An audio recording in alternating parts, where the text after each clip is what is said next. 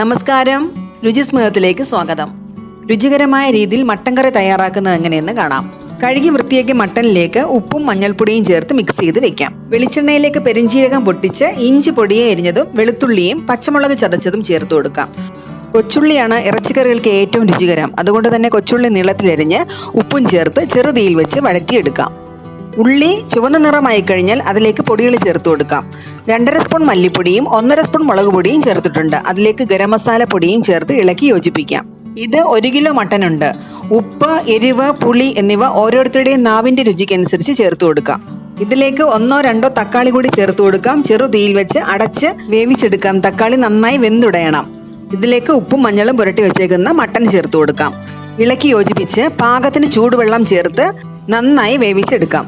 നന്നായി വെന്ത് കുറുകിയാൽ അതിലേക്ക് കുരുമുളക് പൊടിയും പെരുംജീരക പൊടിയും ചേർത്ത് ഇളക്കി യോജിപ്പിച്ചെടുക്കാം.